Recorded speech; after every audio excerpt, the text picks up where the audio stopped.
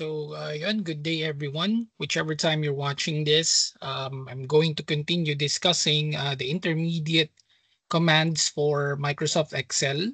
And in the past, we've already talked about the basic commands na naituro ko like formulas, NPV, if, sum, minimum, maximum, etc., etc. And then last week we've also covered yan mga charts, what are their uses, spark lines, data visualization, object manipulation, link pictures, etc. So ngayon, we're going to talk about one of the most important, if not important, really important commands that you can learn in Microsoft Excel, which is the VLOOKUP. Chances are when you work, you will be working with spreadsheets that have already a VLOOKUP already set up.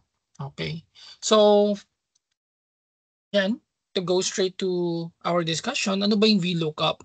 So let me define it by showing you the formula. So VLOOKUP looks for a value in the leftmost column of a table. So ibig sabihin dapat meron kang space, no? Wherein you would look for a certain information. And then from the leftmost column, it will return a value in the same row. So that you specify. So pagka naghanap daw ako ng information here, dapat lumabas yung information na yon sa row na ito. Right? From the leftmost into the row, whichever you specify your VLOOKUP formula. So my goal here is that itong 1005, whoever this customer is, 1005, dapat lumabas yung information niya dito. Right? So we're going to do that with VLOOKUP. So VLOOKUP, open, and then notice now that it asks for my for the lookup value. And as I've stated earlier, yung lookup value, this is the area kung saan mo ilalagay yung information. So in our case, this is the lookup value, no? Again, when you're doing this, huwag nyo kabisaduhin mismo yung cell addresses, but rather understand the formula. Okay, kasi when you understand the formula, kahit saan location niya nakalagay within the spreadsheet, you'll be able to correctly write the formula. Okay, so again, lookup value, in our case, it's here. So I'm just going to click it and notice na binigay niya sa atin yung A3. And then my separator now is comma. And then next we have the table array. So table array is the range wherein your data is going to be taken from. So in our case, ito yun, lahat yan. Lahat ng information na yan. Yan yung table array. So I'm just going to highlight the table array. And in my case, it's A6 to H83. Okay. And then close, comma, again, separator. And then it's going to ask you for the column index number. So ano ba yung column index number? Yun yung number that represents the column you're in. In our case, ang column natin is B. So this is 1, 2. Pangalawa siyang column. So 2. And then we can skip range lookup kasi we have already defined the range earlier. So I'm going to close the formula. And then, yan, voila, it should be Hulk Hogan. So pag pinalitan natin yan, lalabas niya yung information na hinahanap natin. Right? So sa work nyo, it could be the transaction number, reference number, anything that will pull up the records of the customers. So again, I know what you're thinking. You're just going to copy all of this formula here. But you can't just straight out copy it kasi notice that when I drag and copy this, there are errors in our formula, no? So credit, naging credit siya dapat, naging GCash dito, accounting dapat, naging finance dito, web dapat, naging email. So there are errors in our formula, in our result. Why is that? Because when you drag the formula, notice na ang range mo kanina is A6 to H83. But when you drag the formula, gumagalaw din yung range mo. Kaya nangyari, yung range mo, instead na A6 to H83, naging D6 dito to K83. And then pagpunta mo dito, naging E6 to L83. And then pagpunta mo dito, became G6 to N83. So what I'm trying to say is that we need to lock the formula so that when we drag the formula, hindi gagalaw yung range natin. And that's where the dollar signs play an important role. As I have discussed in the past, sa link pictures na nakita nyo, there are dollar signs. Some ask why. Sabi ko, I'll explain it later. So in Excel, dollar signs serves as a lock. No? So lock for the formula. So when I put dollar signs here like $A, $3, $A, $6, $H, $83, it should lock the formula. Ibig sabihin, pagka drinag ko yan later, hindi na siya gagalaw. Okay, so I will drag it and then makikita ninyo na hindi na gumalaw yung range ko. Right? But of course, you're seeing there are errors. No? Nakita nyo, set Rollins pa rin lahat. But we're going to go there in a bit. No? So the bottom line is that dapat nakalock yung formula.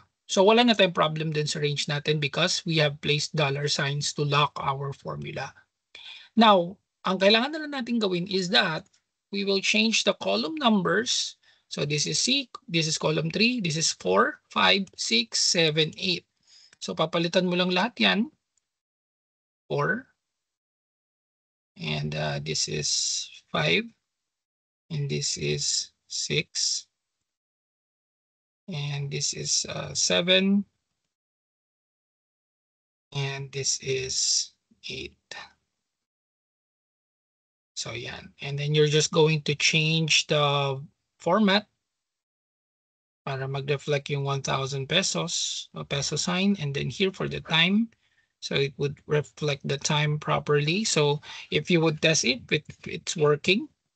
Yan, it's working. Now you can change the information here depending on the customer number, and it will give you the right information. So that's the beauty of the VLOOKUP. Ano? Now you have your VLOOKUP setup. What you can do now is one of the most important, again, another important things you can learn from Excel, which is pivot. Okay, so pivot, you can access pivot by going to insert menu and then selecting pivot. So pivot easily arranges and summarizes complex data in a pivot table.